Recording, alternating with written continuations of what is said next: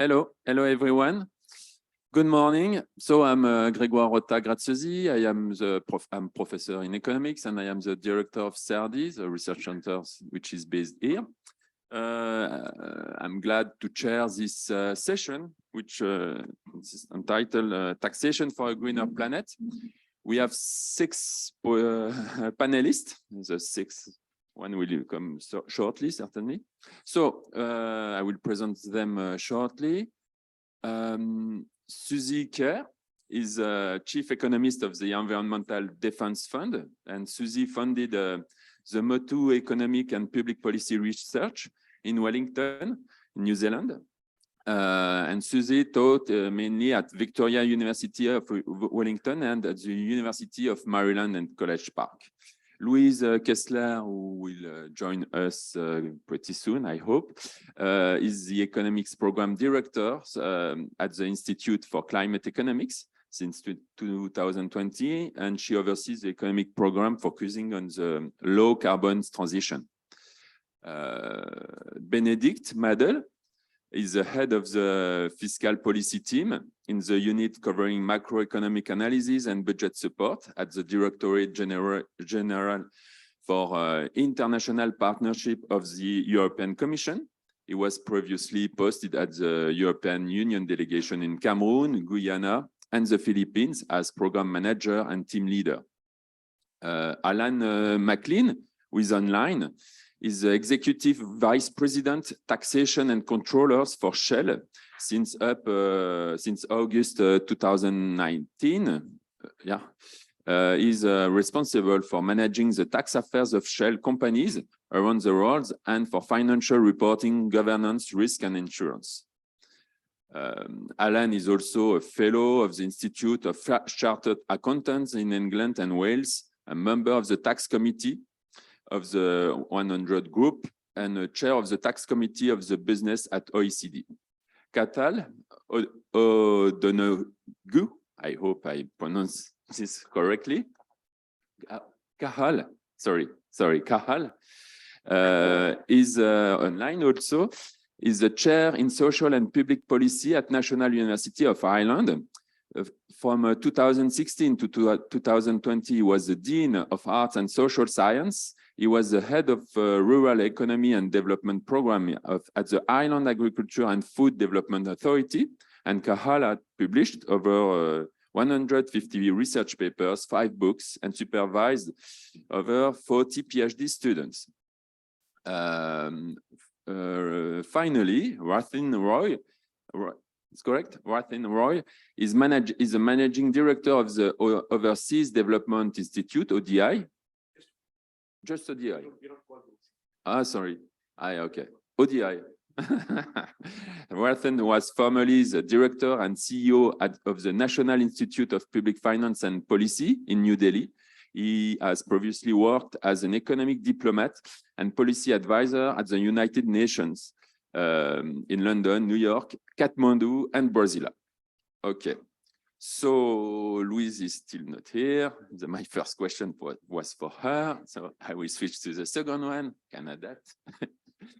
Rathin, it's for you. So which role developing countries may have in the tax reform for a greener planet? Well, developing countries, as you can see from the this panel, have a very limited role to play in international cooperation on tax reform, because developing countries do not collect much tax. And therefore, what they, I think, need to focus on is to collect more taxes as a proportion of GDP than they do at present. Now, the conundrum for developing countries is that because the tax base is narrow, if one is going to reform taxes to incentivize sustainability, then will that increase the tax base or not? That is the key question. And the good news is the answer is yes. It certainly will. Because taxation of fossil fuels like oil and gas, I've done this study myself in India a few years ago, is remarkably inelastic.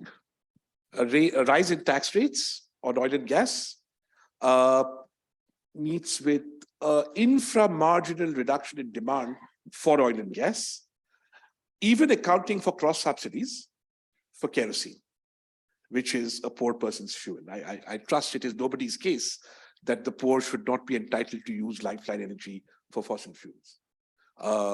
It's as much lifeline as not wearing overcoats in Europe is in winter. Otherwise, you could solve the Russia problem tomorrow, shut off your heating, wear overcoats, and you'd be good. There won't be any oil and gas problem. So if you take a policy where you benchmark the price of fossil fuels at a certain rate that you believe is the rate at which the inelasticity of demand for taxation is one. Then even with today's prices of oil, in India, you have another 30, 40 cents of tax you could put on oil before you saw a reduction in demand. And with cross subsidy, that would result in increase in revenue to the exchequer of about $1 billion, even today. The problem, of course, in developing countries is political. That is, you have a very vocal middle class who think they own the country. Most countries, well, those that have a middle class, otherwise you just have elites who think they own the country, and they do most of the time. And they can be very vocal. They run parliament, they influence think tanks, they go to seminars like this, people like me. And they don't like seeing their oil and gas prices go up. So the political conundrum for developing countries is how to resolve the problem of elite capture when it comes to taxing fossil fuels. And that is the main source of taxation. Otherwise, the analytical conditions for taxing fossil fuels are excellent.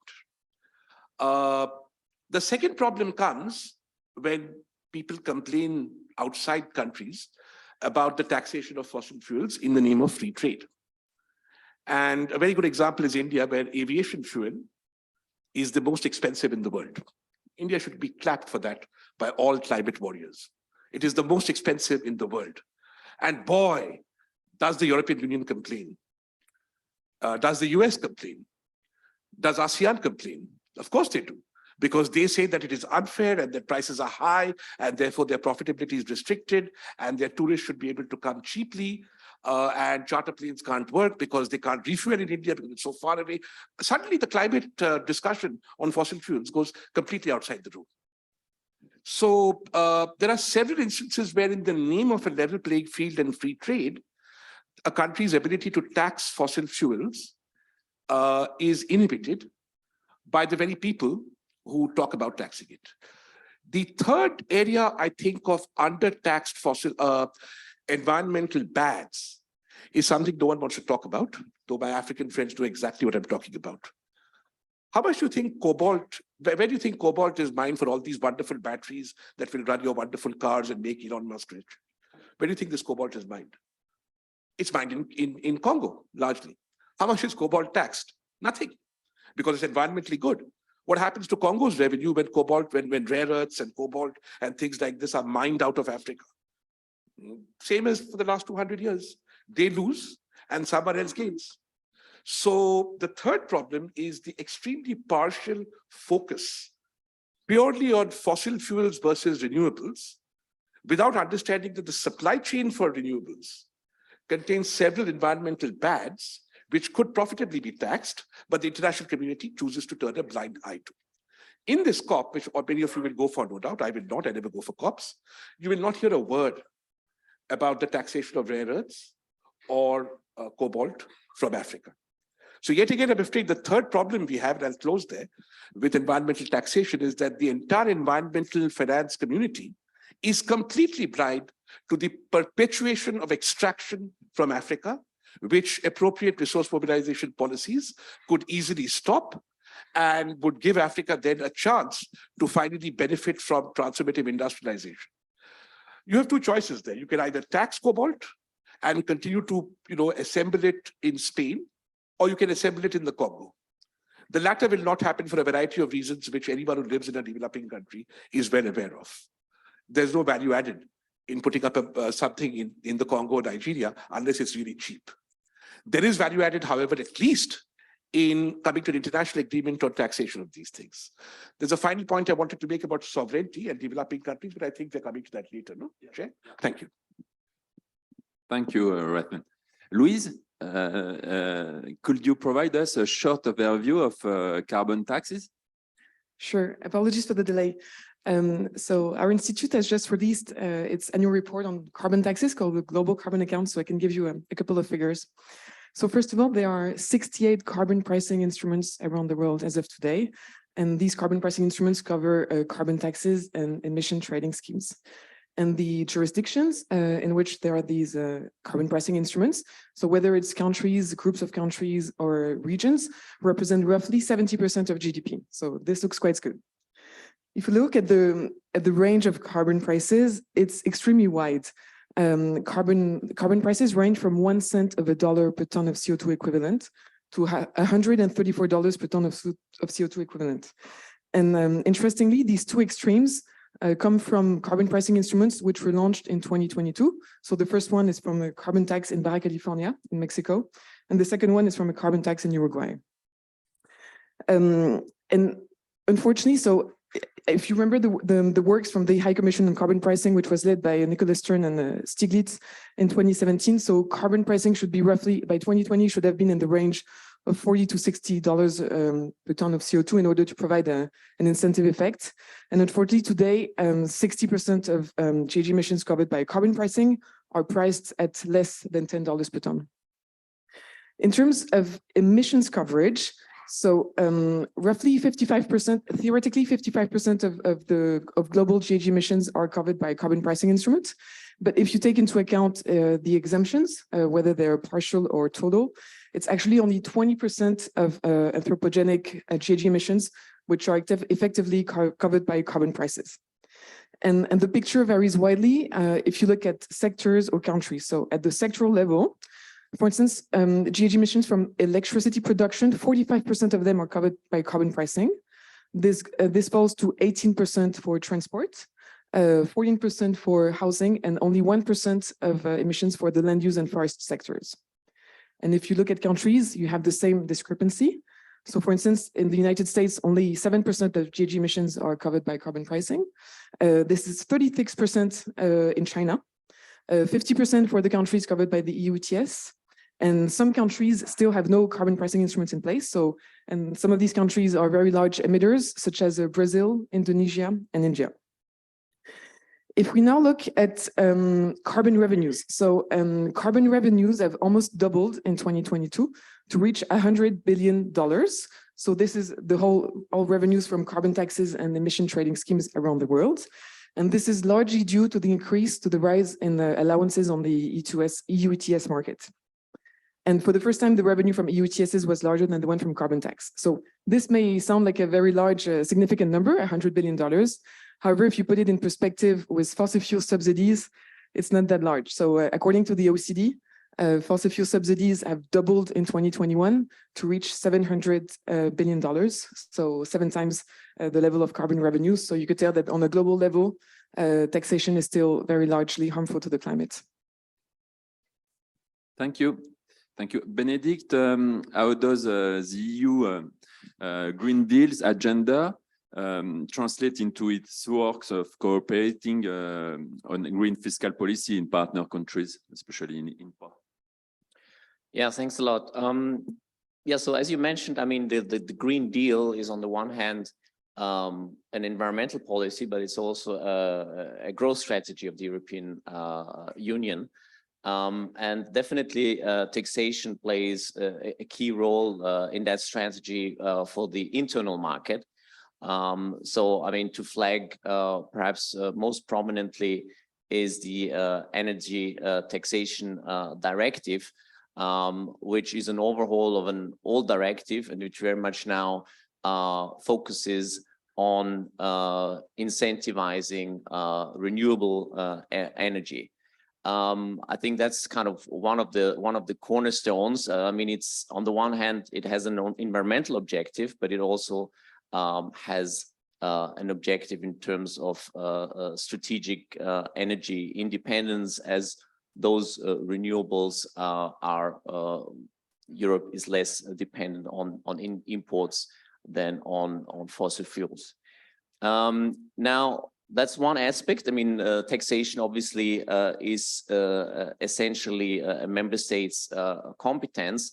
And we've seen in the recent day that there was like 14 member states putting in place their own environmental taxation initiatives as part of the recovery plans. So that's quite significant. We can, I think, in a second question, also touch upon the carbon border adjustment mechanism, just to complete the picture here.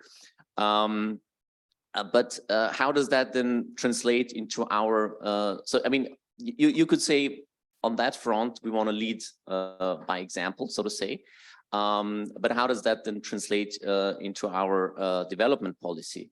Now, I mean, we have a couple of instruments there. I mean, first, I think, and you played your own role in that. I think the kind of one proposition of the EU as a kind of block which both tries to combine kind of environmental considerations also with social considerations. So basically, also leaving no one behind, and thereby complementing the environmental aspects with transfers or different ways of compensating for those with less revenues is an important aspect, and I think is also something where we can share experience. We can share experience through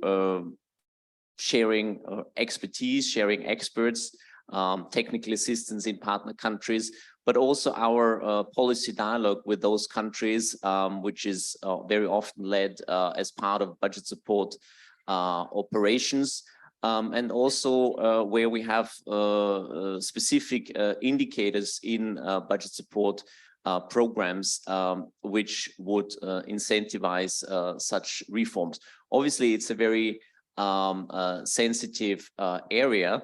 Therefore, it always has to come from the partner country. It can never be something imposed, but where there is an opening in partner countries, we're more than happy to cooperate in this area. And indeed, as part of the new financial instrument and our 7-year financial cycle, there is now many more countries who have identified together with us kind of green growth as their key priority for development and for our partnership. So there is quite a few openings where we can also, in the context of our collect more, spend better approach, we can cooperate with those countries and support them in those reforms. Thanks. Thanks, Benedikt. Okay, after this general approach, we will go more in some sectoral development. So, Alan, we spoke about fossil fuels. What role can extractive industries play in transition to sustainable energy in developing countries?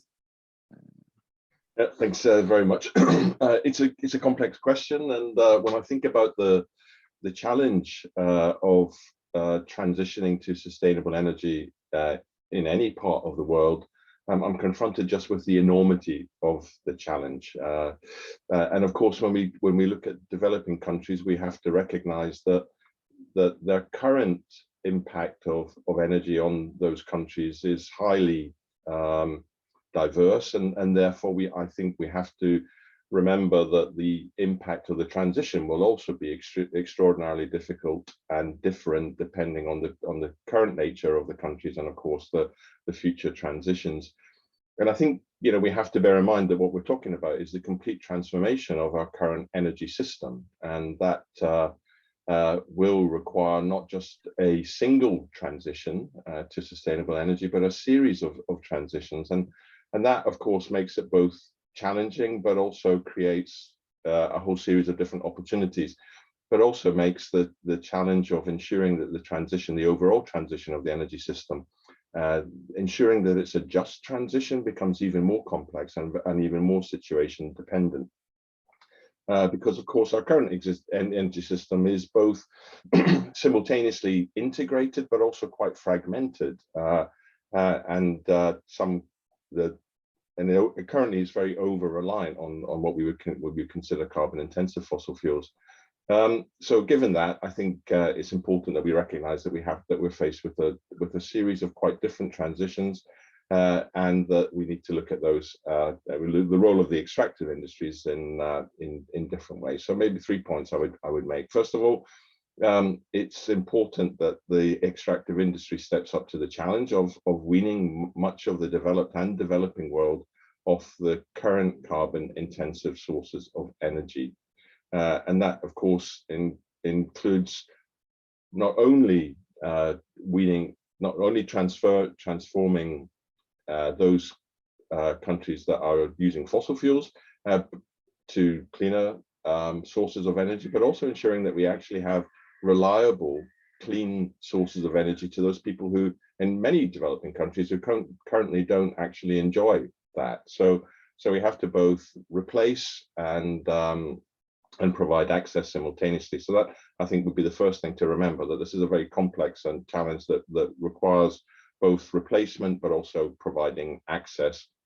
I think the second point I would make is that the extractive industries themselves, particularly the fossil fuel industries, have an important role in reducing their own emissions and decarbonizing their own activities through developing better technologies for their current activities, but also for ensuring that there are technologies that will enable access to what are quite plentiful resources, renewable resources in many different developing countries. So that requires investment and incentives to ensure that we move away from current sources to those cleaner sources. And then finally, I think, as we already heard earlier, we have to remember that extractive industries are of course key players in providing access to some of these critical minerals that will be part of an important part of energy capture, energy transmission, and energy storage in the future. And across all three of those points that I've just made, tax, of course, plays a very important role, but I think we'll come back to the specifics of that in a future question. Thank you. Okay, thanks.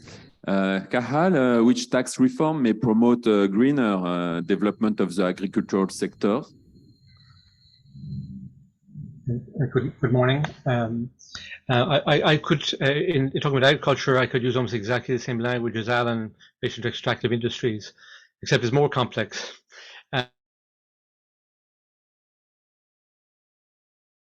And in general, the tax system is maybe more benign and less focused on the environment. So I understand later I will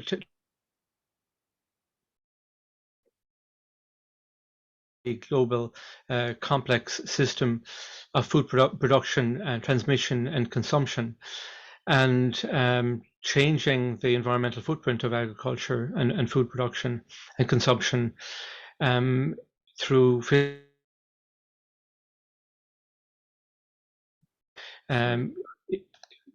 hello? Yeah, we are losing sometimes the signal. It's fine? Yeah? I'm in a hotel. I'm sorry about this. What would you like me to do? No, maybe you can move up, turn up your video in order to improve the. Okay. Okay, thank you. So I'm just reflecting on the complex system with very many different dimensions. Environmental footprint in agricultural production, both in terms of supply of food, the land use, and also the distribution implications for food consumers. So I'll for change, but really most of the direction of change is at the maybe less sophisticated, more national. It's more about moving in the direction of change rather than reaching the end destination, given that in food production,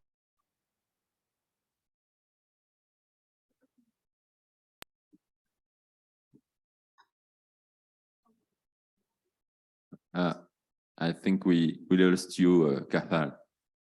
I just Sorry. finished. Yeah, sorry about this. I don't know whether when Sorry. Well, I have to decide. Sorry, we will switch to the follow to the next question. Sorry, Cathal. Up to get a clean signal. Suzi, how can we use carbon pricing to fund efforts to avoid deforestation? Bonjour, tēnā koutou katoa. I'd like to tell you 3 stories from 2 of my favorite countries. So when I was a child growing up in New Zealand, our government was paying farmers to clear native forests for agricultural production. This is a great example of how not to use taxation to end deforestation. These subsidies were phased out only when our government essentially ran out of money and had a crisis and was forced to make major fiscal changes. And they stopped in 1987. It had also become obvious by then that the land that the government was paying to deforest was a very low value for agriculture and high value for protecting watersheds, for biodiversity, and for tourism. So my second story is also set in New Zealand, but more positive. So today in New Zealand, we have the reverse policy. Since 2008, any landowner who clears forest has to pay to deforest based on the carbon content of those forests and at a price of around US $50 a ton. So it's a very significant price. This is part of New Zealand's pricing policy or our emissions trading system.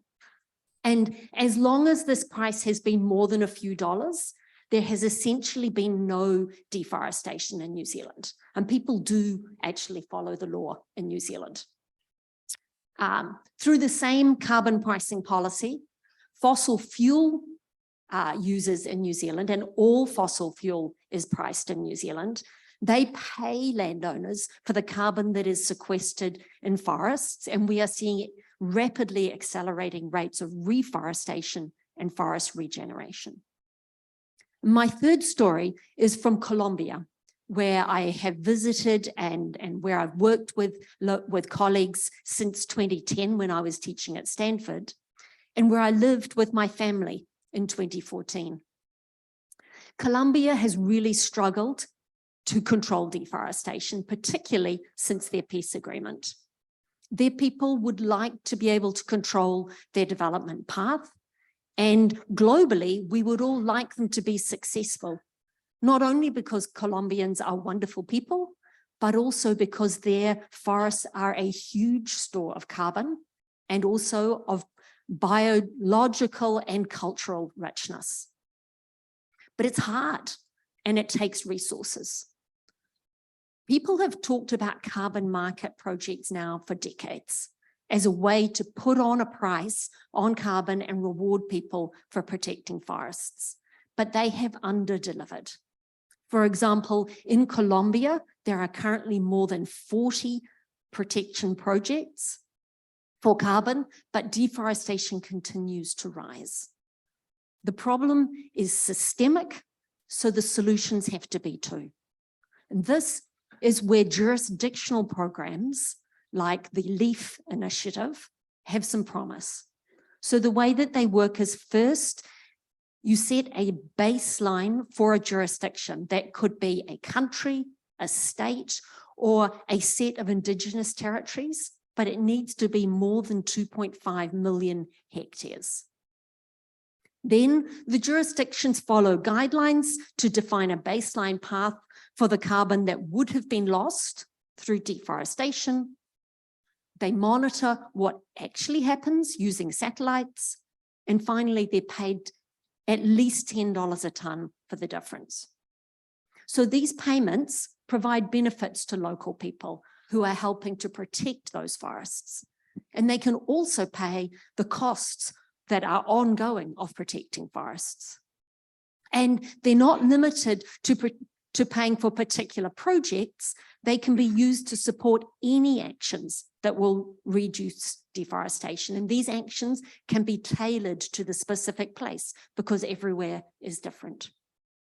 For example, in Colombia, this could involve detecting and penalizing illegal mining and land grabbing, protecting indigenous property rights, and providing technical support and credit to agricultural producers so that the agricultural land is more productive and profitable, rural communities can thrive, the urban people can access good quality food at fair prices, but the forests stay intact. So how do you use carbon pricing to reduce deforestation? First, don't use your precious tax revenue to subsidize deforestation. Second, if you can, impose a price on those who are clearing land. And third, if you need extra resources to fight deforestation, take advantage of opportunities to be paid by the private sector and by other countries for effective efforts to stop deforestation at a jurisdictional scale. Merci beaucoup. Thank you. Thank you. Merci. Okay. I will discuss maybe later about the special tax on cows that New Zealand introduced for their production of methane. Oh, it's a huge topic. Later. Okay, so Benedikt, now we are switching to some mechanism for environmental tax reforms and potential issues. Benedikt, how do you ensure policy coherence for development? For example, especially with regarding the carbon border adjustment mechanism and not tax, I know. Right. Yeah, no, obviously the question of policy coherence for development is very essential for us. And it is also our role as development people, as part of the European Commission, to look into policy initiatives and analyze them from a development perspective, and then provide our input for the involvement of such initiatives and see what the impact is. I mean, that's one of the important aspects, to actually understand what are the respective impacts. This is also why for the carbon border adjustment mechanisms initiative, we launched an internal study to look at the potential impact for developing country, and looking at the scope and at the sectors which the initiative provides. And now I'm speaking about the Commission proposal, because we don't have a final legislation. We are in the dialogue between the Council and the European Parliament, but I'm speaking about the Commission proposal. And looking at that, we saw that the impact is marginal. There is one exception, one country, which is Mozambique, where the aluminium sector is very substantive. But even there, we saw that I mean, actually the use of electricity for the production of aluminium is not a part of the mechanism, so that's why the impact also there is reduced. And I would also say that, I mean, as we are currently in the discussions, the European Parliament actually put forward a proposal, whereas the revenue, or the equivalent of the revenue generated from low-income developing countries could be used as compensatory measures. I mean, we're not at the final conclusion of this discussion, but just to say that it is part of the current discussions. But also there, I mean, for Mozambique, for example, I mean, we do have as part of our cooperation, we have green growth as the key component. And obviously, we stand ready also to support developing countries in their efforts to adapt and to adjust to the energy transition. So broadly speaking, I would say impact is very limited. I mean, we're not actually, I mean, it targets industries rather than countries.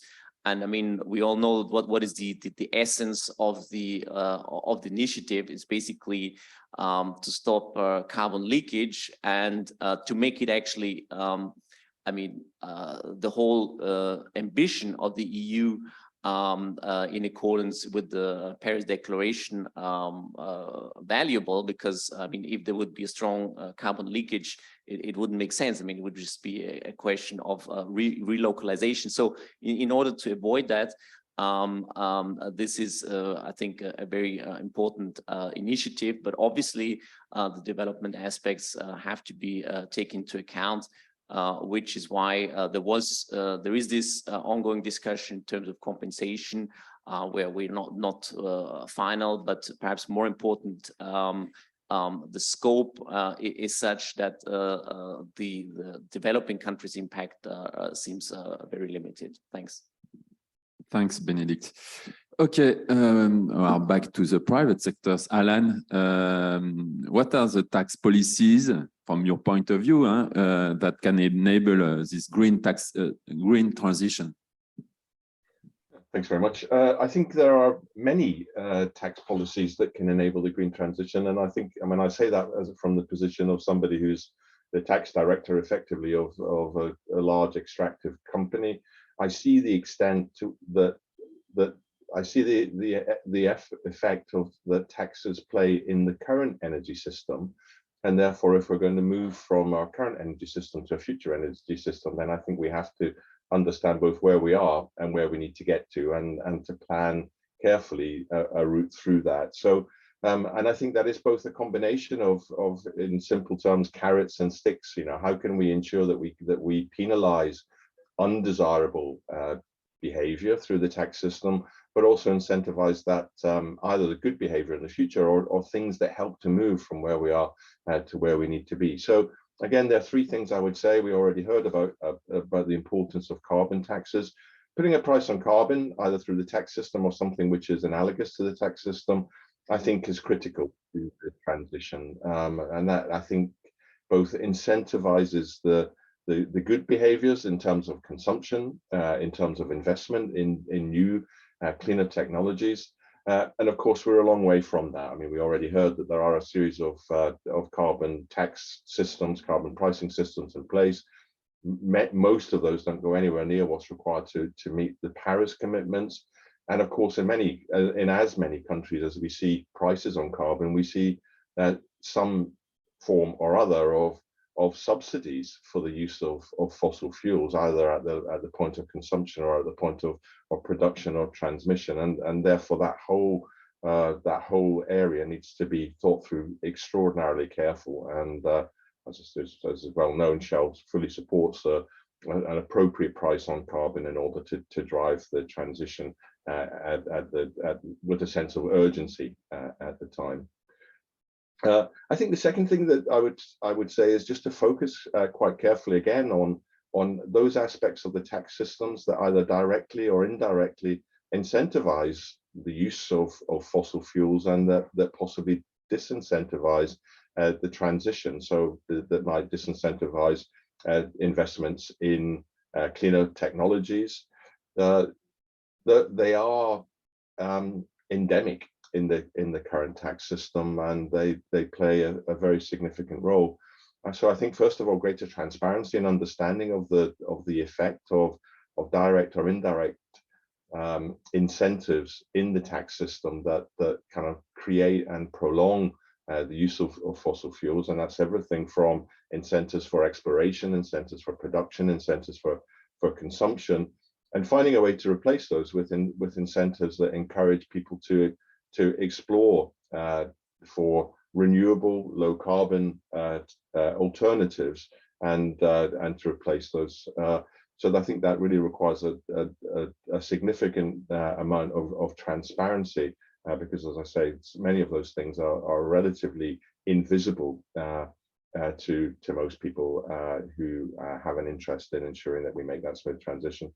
And of course, the third area that tax policy can play, a good tax policy can play, is in the recycling of revenues from current fossil fuel extraction to both to provide incentives in the way that I've just described, but also I think to protect those people who are going to be most negatively impacted by the transition, whether those people are in resource-rich developing countries that will potentially lose significant amounts of revenue from the gradual cessation of fossil fuel extraction, or whether there are people for whom the volatility in the prices of energy, of course, we're experiencing that at the moment, but that we see that as something which is likely to continue to be very lumpy as we go through the transition.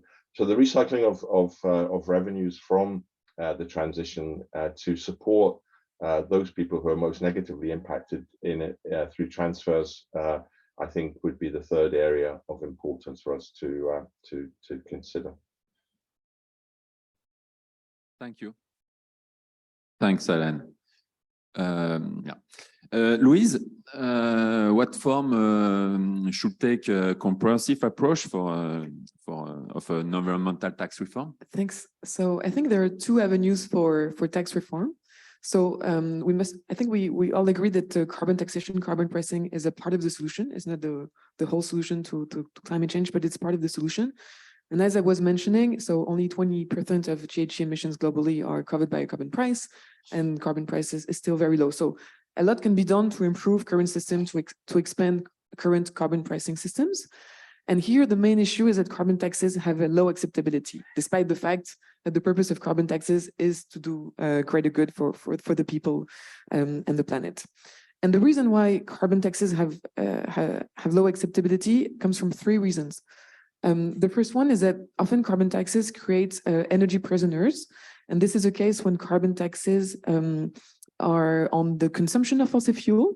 And for instance, lower to middle income people, they have equipment which are costly to replace, and then they have to bear the burden of a carbon tax on the consumption of fossil fuel.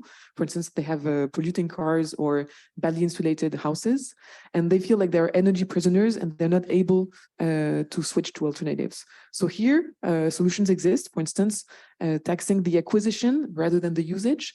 So this would be putting a tax on the acquisition of polluting cars, like a fee, rather than putting a tax, for instance, on gasoline or petrol to fuel the car. And the same could be said for housing. So rather than taxing heating fuels, putting a ban or taxing heavily fossil fuel dependent heating systems. The second reason why carbon tax has a low acceptability comes from quite often carbon taxes induce regressiveness, meaning that they have a stronger negative impact on lower income households than the richer ones.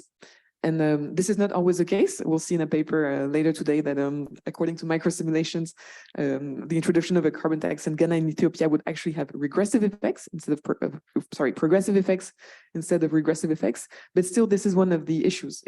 Of course, it's not intended. It's just a mechanical effect that that very often, if a larger share of the income of poorer households is spent on fossil fuel consumption, then of course, if you put a flat tax on it, then a larger share of the income of poor households is spent on tax payments.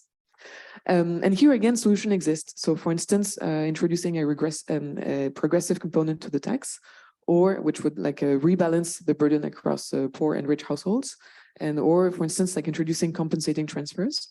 And this looks easy on paper, but it's not. It's actually easier said than done, because the first difficulty would be to identify the households which would need a transfer, and this is not only a function of their income levels, but it's only a function of whether they have access, for instance, to public transport networks, what is the state of their house in terms of energy efficiency, and so on and so forth. And then the second difficulty is to to estimate the amount of the transfer that is needed. And finally, is to make sure that the transfer is not used for other fossil fuel consumption. The third reason why carbon tax has low acceptability, it's also because carbon taxes do not have a great reputation. And this may come from mistrust towards new forms of taxation. And here the solution is really to implement full transparency on the carbon pricing mechanism. So this a very good example is one from British Columbia, where until 2017, they committed that all the revenue from the carbon tax would be redistributed to households and companies. The Ministry of Finance was accountable to that in front of the Parliament, and the salary of the Ministry of Finance was even a part of the salary was tied to the achievement of this neutrality objective. So these are all like ways. Here it's all about like solutions which can improve and contribute to expand also carbon pricing around the world. But what we're pushing for in the institute I work at is really to adopt a comprehensive approach, because the scale of the issue of what we need to do in order to tackle climate change is not like sectoral policies, incremental like reductions in GHG emissions. It's really the achievement of zero net emissions within 30 years. And it's a considerable shift. And it's not about like adding up small mechanisms, but it's really about having a comprehensive approach. So this means focusing on what works. What matters really is obviously is the effectiveness, to the climate effectiveness. So finding ways to improve carbon taxes, but also using the full range of public policy instruments. So subsidies, but also regulation. These can all contribute to curbing GHG emissions. And then, so adopting a comprehensive approach in terms of looking at the problem, and something that, a fact that we must remember that a country's GHG emissions are very closely linked to the equipment and infrastructure on the ground. GHG emissions are linked to the types of cars which are on the road, to the types of plants which generate electricity. And so first, assessing what equipment, what infrastructure need to be replaced by their cleaner alternatives. So this gives us an estimate of the level of investment that needs to be undertaken at the national level, both public and private, like all the equipments that need to be shifted. And then the question is really, so which public policies can be implemented to trigger these investments? And here, so we can use the full range of public policy instruments, so regulation, subsidies. And of course, the question comes of how much will this cost for public finance, right? Because this is one of the main constraints that the public finance, so there's a strong pressure in public finance. So here it's really like, it's not, it should be anticipated and managed rather than being, how do you say, sorry, then suffering the burden of it. So, like looking at the level of investment that is needed, looking at what the impact will be on public finance, and also looking at what are the resources which could be used to fund this public spending. So this is where tools like green budgeting can be helpful, because green budgeting can help identify how much of the budget goes to fossil fuel consumption and production. It can also help identify the level of fossil fuel subsidies. We discussed it earlier. And then also like other ways of loosening the constraint on public finance can be discussed. So for instance, international transfers, but also something which is discussed at the EU level is the green golden rule, where new green investments could be exempt from compliance with the fiscal rules at the EU level. And all this, so having this like comprehensive approach, like really like a financial strategy for the transition, would also help anticipate the macroeconomic implications of the transition, but it will also make sure that we're not sidetracked from the achievement of climate objectives, because there'll be other crises, like we saw the effect of the COVID crisis, of the war in Ukraine. And in both cases, these two crises led to an increase in the support for fossil fuels, not an increase in support for the fight against climate change. So really, this is what we're pushing for a strong strategy at the national level to finance the transition. Thank you. Thanks, Louise. Okay, Rathin, you want to raise some issue regarding the sovereignty of developing countries in this context? Yeah, not just developing countries. I mean, countries presumably are sovereign.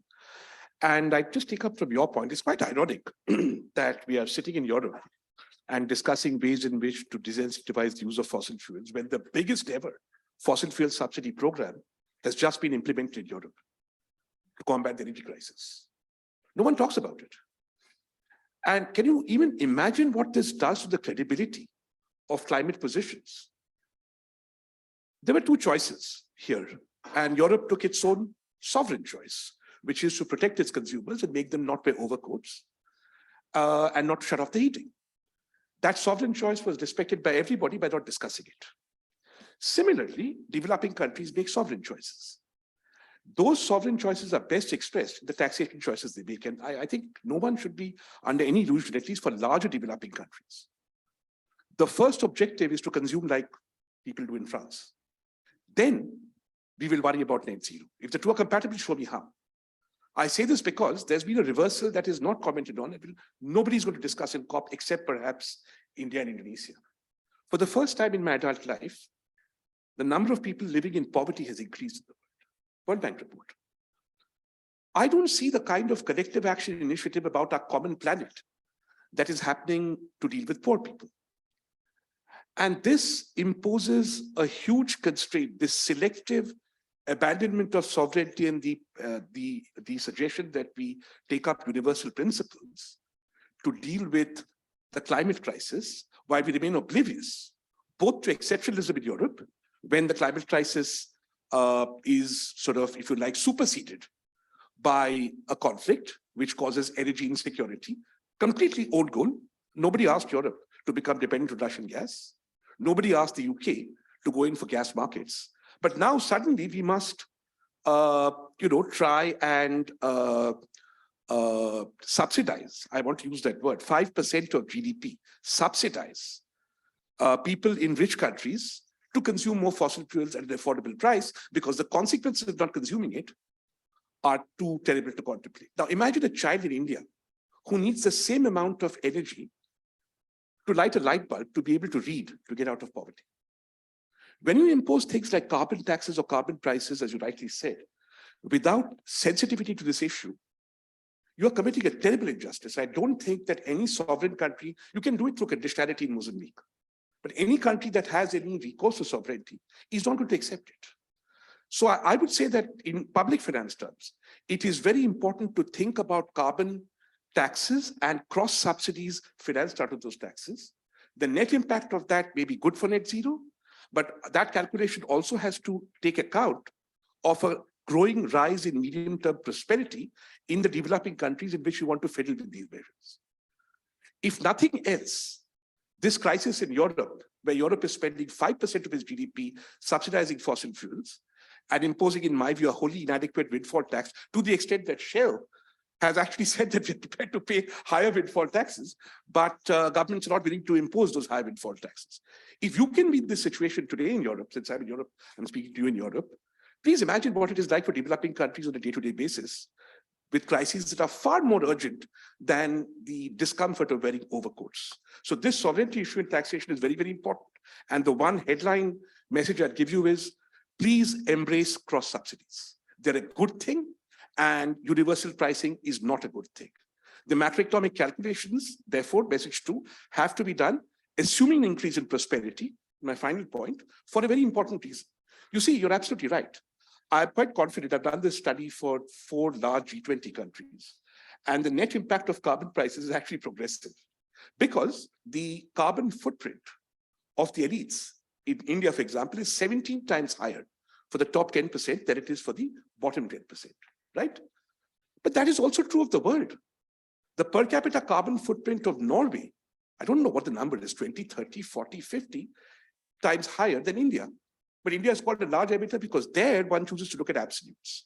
Now, when I try and argue on equity grounds that we should tax energy or carbon in India, the elites will immediately say, but that's not how the West looks at it. Look at Norway. They're rich.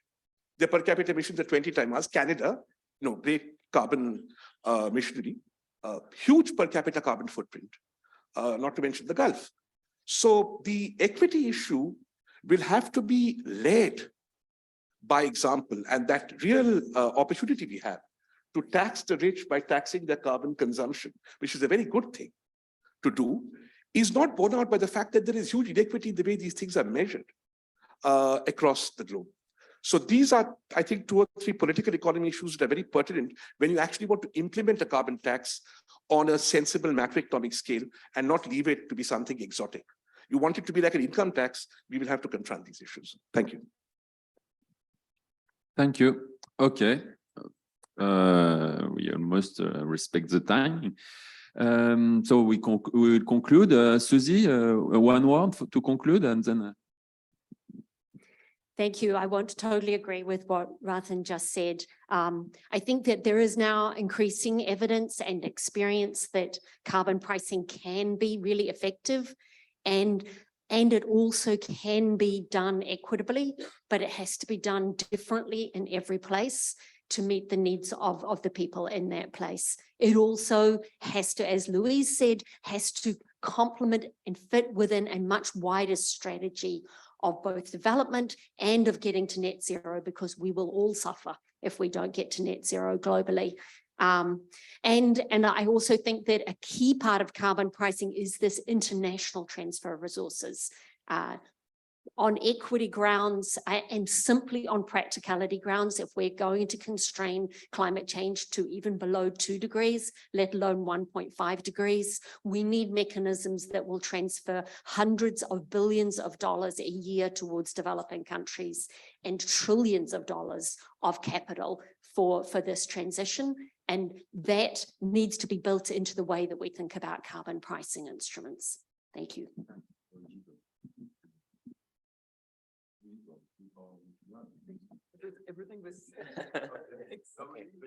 Everything okay. And Alan, do you want to add something before I give the? Yeah, the just very briefly sum up. I mean, I think we've all agreed that the energy transition is something which is, which is both urgent and yet complex, and despite how we might like it to play out, is going to be quite uneven and lumpy. Energy companies like my own, extractive industries, are central to the current energy system, central to the current energy tax system, if I can think about it in those ways. And I think we can play an important role in helping that transition. But I do think we need to increase understanding. I think we need to have much greater transparency about the role that taxes play in the current system and the role that they might play in the future system. I'd echo the point that was made that also requires consistency of measurement and consistency of terminology in the way we talk about that. And I think that leads to a much more open and honest dialogue about the role that the tax system can play, it currently plays in the energy system and can play as part of that transition. And I think only with that can we find that right balance, and it's not going to be easy, and we'll miss it many times, but that way we can have the best chance of finding the right balance between taxes that can disincentivize bad behavior, those that can incentivize good investment, good behavior, and ways in which we can protect those people who otherwise might be most negatively impacted by the transition. And I think only with that can we have any hope of a just transition, and one that can command the acceptance and support of societies around the world. Thanks. So now we switch to the audience. Do you have any question for our panelists?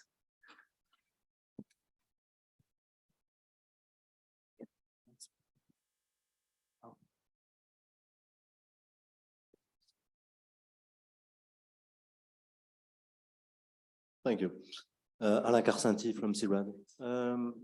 One question is probably for Louise, or it's and for all the panel, about the do we have the good instrument about when we, for instance, when we target the automotive sector with the issue of redistribution, do probably an alternative will be, instead of the maybe of taxation of fuel, of carbon emission from fuel, maybe to consider some system of distribution of rights, like in for people. The advantage will be that for poor people and for people who need who have no alternative, to give more rights to right of emissions. People who have to buy the fuel anyway, but they will be constrained.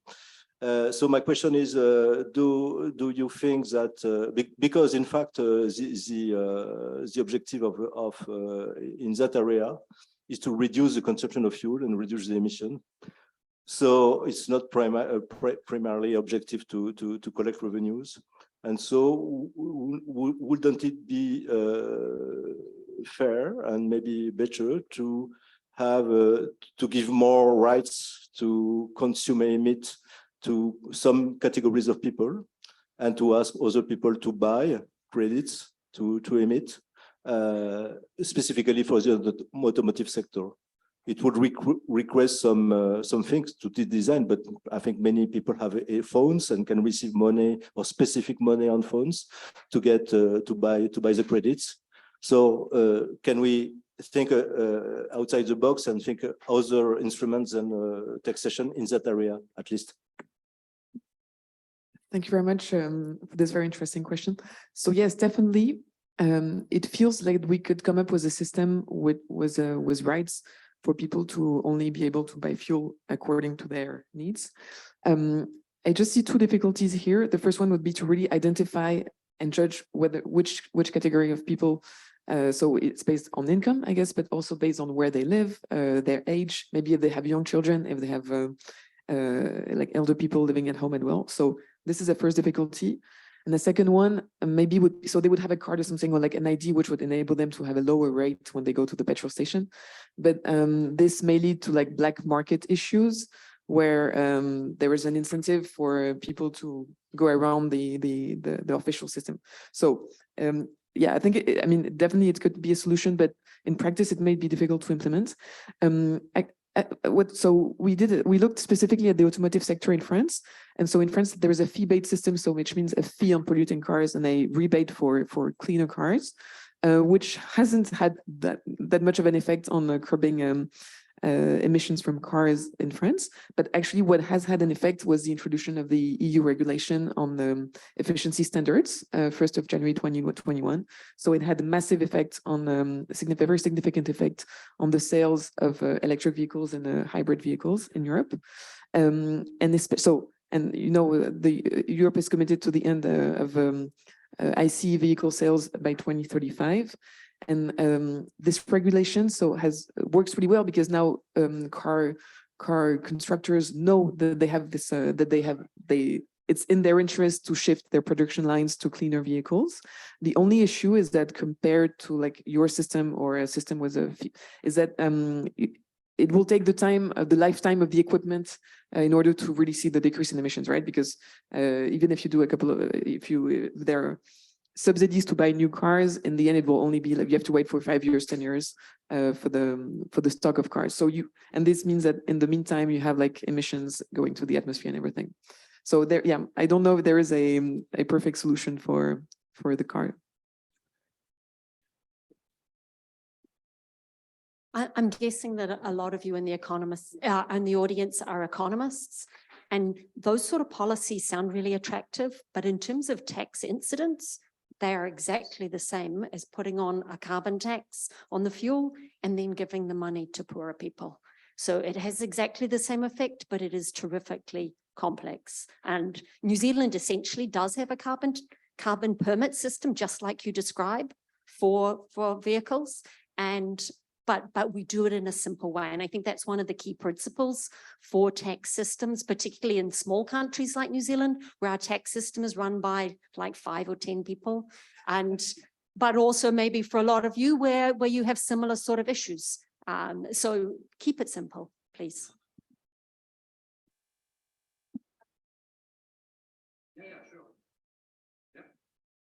Thanks very much. It's such a great panel. My name is Arjan. I work for IDRC. More importantly, IDRC office is based in Ottawa, and I want you to understand why I'm asking this question. Ottawa was occupied for 6 weeks last winter. The fact that it was in winter is quite significant, by big truck drivers. I love the example of British Columbia. I think Ontario tried the same. And then the Ontario government put stickers on all the gas tanks, telling the consumer how bad the carbon tax was. for months, I felt like driving around. I mean, it's contradictory, driving around and crossing out those darn stickers. I really appreciate, Louise, your point about the need to make those, the need to, I think I got it, thanks. I need to those practical ways of getting the receptivity of those things. But I'd really like you to elaborate a little bit about how I feel there's a limitations in showing that these taxes are progressive, and I want you to elaborate a little bit also to Rathin's point. It's like we're doing this in a time of rising populism, right? And this is what's happening on Ontario. There's a populism that is exploding in places like Canada that jump on those carbon taxes, showing that this is progressive. I think that's what the Ontario case shows, right? Showing that this is progressive by economists. The average, I'm not an economist, the average public don't read Gini coefficients, right? They don't get this. We need to do more. I think you're absolutely right. It's not to say this is not right, but we need to do so much more, and the research needs to be so much more impactful to address the fact of misinformation, essentially. So I'd really like you to elaborate a little bit on, I think that's absolutely the right direction, but I feel it needs to go a little further. Thank you. Thanks for your question. Yeah, I think that's a very important point. But again, you have to remember that the primary objective of governments politically is to maintain and even raise historic consumption standards. And I'll give you an example of the UK. So the UK has given us this fantastic energy debate, right? And they were going to cut taxes too, but never mind. So they gave us this fantastic energy debate. I was shocked because I thought I would get a sum of money in my bank account, equivalent to that rebate. And that's a good thing to do because then I may choose to consume less energy. So it was quite possible, if the money was transferred to me, that the net energy consumption of the UK would fall and all the climate warriors would be happy, and so would I, because I would choose by consumption. Simple economic theory. But no, what they did was they gave me a rebate on my electricity bill, right? Now, this is a mad policy because you're guaranteeing that energy consumption will not fall in response to a rise in prices, and it is therefore highly regressive, but it is popular. So one thing about populism is that inherently regressive policies can be demonstrated to be popular. And that is something that we have not come to grips with, I think, in economic theory.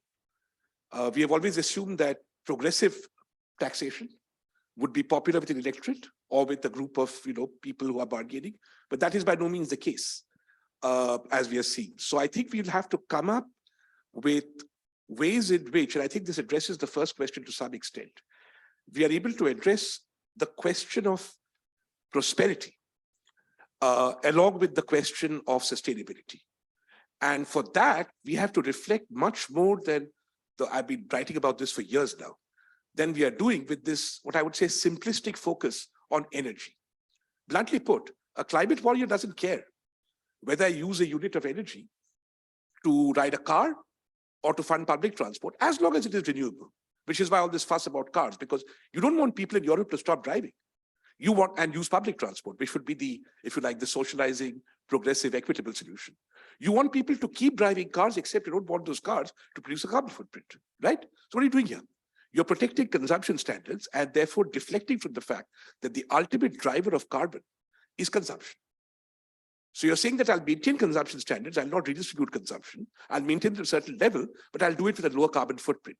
That's purely a technocratic matter, which is why it is no wonder that the biggest billionaires from the carbon transition will be Shell, British Petroleum, and Elon Musk, because they represent the same technologies that have resulted in a rise in consumption with different. This debate is not happening, I think, in academia. We really need to debate the disposition of energy and its link to sustainability as much as how energy is produced.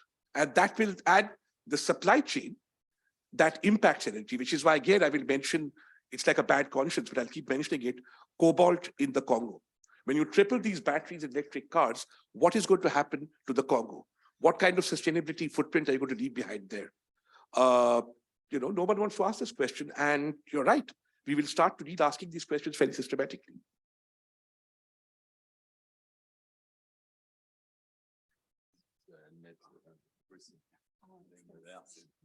Okay, any other question? Oui, bonjour. Je m'appelle Nancy, je suis de l'Égypte. Ma question est la relation. Oh, sorry, I was speaking English. My question is the relation between tax policy and energy transition. So, how could we finance this transition from carbon to clean energy using the tax? Is the developing country could finance this with only the tax from carbon or any other alternative? Thank you. So I think the first thing is that if this is a tax on the fossil fuel, then you are raising tax revenue for the government and financing the transition at the same time, because you are getting the private sector to respond to that tax by investing in cleaner approaches and developing renewable energy and so on. And the other thing is, for a developing country, you can use some of that resource for supporting your people and also supporting the change that they're going to have to make. And then thirdly, the carbon taxes in countries like my country or the country where I'm living at the moment in the United States can be used through international transfers to support the mitigation in developing countries. And not because it's aid, but because we all live on the same planet. So it's in our interests for developing countries to transition also. Just a brief point here. The carbon transition will not be funded through taxation of any sort, because taxation largely funds current expenditure. What you need for a carbon transition is investment.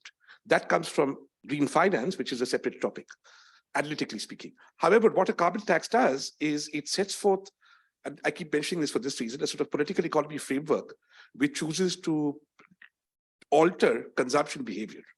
And that is where I think the debate is. So carbon taxation will not finance the transition. It seeks to alter behaviors, and therefore it's problematic, that will accelerate or improve the transition. Thanks. Yeah, I totally agree that the carbon taxation will not be enough to finance the transition. Also because carbon revenues will go down, hopefully, if we reduce our consumption of fossil fuels. And there is the issue of matching the needs for climate investments. So, you know, which equipment, which infrastructure needs to be replaced. So there is like a timeline, and also matching this with revenues from carbon pricing. So it is very likely that other sources of revenues will be needed. So coming from the budget or international transfers or other sources. Well, just to echo also, I mean, obviously we always want to send the right price signal, right? So I mean, what is currently the case also with the energy taxation directive is really a behavioral change, but then also in light of more independence and strategic autonomy, and less dependence. Thanks.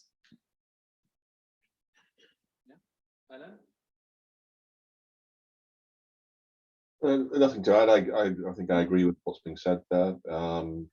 And over time, carbon taxes will reduce. That's that in some ways their whole intent. They will, I think, or can be deployed in the short term to help fund some of the investments that's required, or to protect communities. But over the longer term, as people have said, that's not going to be sufficient, and other forms of support for the investment in the energy transition will need to be funded.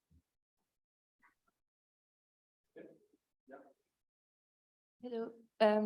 So I'm working for the French Treasury Department, and so I have a question concerning the economic approach to tackle climate change, because we've seen that in the academia, some people say that since the 70s, since the Kyoto Protocol, we're trying to tackle climate change through the economic approach.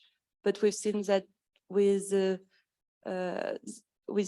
tools like the single markets and the right to pollute, or like with carbon pricing, in the end, how do we determine the price? How do we determine the criteria that justifies the fact to pollute, and then like richer people can pay to pollute, so it doesn't really solve the issue. So do you know, how you're aware of other solution maybe, or like other ways to tackle climate change?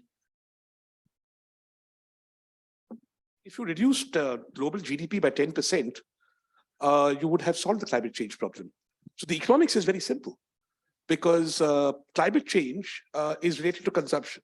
So there were two, I'm talking theoretically, if you write a model where you have a certain level of consumption, and then you say, without changing technology, how do I solve the climate change problem? Obviously, if GDP declines to a certain extent, you would have solved the climate change problem. Now, the problem is GDP is not declining. It's not declining for a very good reason, that the bulk of the world still has large amounts of poverty and low prosperity, more important than poverty, and that is going to go up. And that is what is causing the climate change problem. Therefore, we have a technology-based solution, which is, if we change the technologies that facilitate consumption, then you will be able to solve the climate change problem. That does not address distributional issues. And therefore, we are stuck. We are stuck in a place where the unwillingness to discuss, as I said, in Europe, you can see it, even a minor reduction in energy consumption in time of war, and the unwillingness of developing countries to not accelerate their consumption to come up to speed, at least partially, with developed countries. Don't forget that even in 2030 or 2040, when China has fulfilled its Paris commitments, its per capita income will only be 60% of the US and 95 and about 68% of Europe. So it will still be much poorer per capita than the US or Europe. India will be 1/3 the per capita income of Belgium. So they will want to keep consuming. Therefore, I think the economic imperative here is how you try and influence changes in technology that permit people to increase their standard of living in perpetuity. And that's a tectonic almost reversal of the Industrial Revolution. Or you can decide to consume different things that have a lower climate footprint. That broadly is the economics of climate change. Where public finance comes in here is how the government spends its money. It can spend its money to do one of these three things. It can spend its money on technologies that influence a lower carbon footprint for aggregate consumption. It can redistribute consumption, or it can choose, which no government will, not to grow. So that's very simply the broad economic model underlying climate change, in my view. Thanks. I find there's quite a wide range of options regarding public instruments to tackle climate change. So many degrees of freedom, whether it's regarding the design of the tax or the use of regulation. So for instance, for cars, so there was a regulation at the EU level on energy efficiency standards, and this means that car constructors at the EU level need to sell more clean vehicles, and this comes at a cost for them, which they also pass on through to car buyers. But this does not appear as a tax, and it's kind of painless a bit for car consumers. And so there is also behavioral economics. So for instance, there was a study, I think in California, where people on their energy bills received indications of what their neighbors were consuming in terms of energy. And this was a great incentive for them to reduce their energy based on peer pressure. And have a very pragmatic approach. Like for instance, in some sectors, it will be really hard to go without heavy government subsidies. So for instance, energy efficiency renovations for houses. This will likely massive subsidies from the government, just because the economic equation doesn't work for households. So just be aware of that, and trying in other sectors that there is more leeway for regulation. And then again, we go back to the having a comprehensive approach and looking at what will be the impact on public finance. I need to start by disagreeing with Rathin. We had 10% lower GDP not so long ago, and greenhouse gases were not low. So lowering GDP is not the solution, and nor is it necessary. So we don't have to lower prosperity and stop developing countries from developing in order to get to net zero. In terms of an answer directly to your question, I think that we need to shift, as some of the others have said, from thinking about incremental changes of reducing emissions to a vision of what the world looks like when we have solved the problem, when we are at net zero, and then think, what do we need to change between now and then in order to be there? And what will that world look like? How do we build that? And then there will be lots of different things that need to change. And Louise has talked about some of those and some of the instruments that will be involved. And we're in a yes and situation. Yes, use carbon pricing. Yes, use regulation. But we also need to educate people who can work in the renewables sector. We need to educate farmers who can produce with lower emissions. We need to build transmission infrastructure. There are many, many things we need to do, and we need to stop arguing that this is the best instrument or that is the best instrument. We need to do a lot of different things, all at the same time. Just to clarify what I was saying, you're right, of course, I'm not arguing that you lower GDP. Imagine a world in which India and Africa had not been colonized. And imagine that in this year of the Lord, the per capita incomes of India and Africa were the same as Europe and the US. You'd have global warming at 8%. So a low GDP analytically does keep global warming down, make no mistake.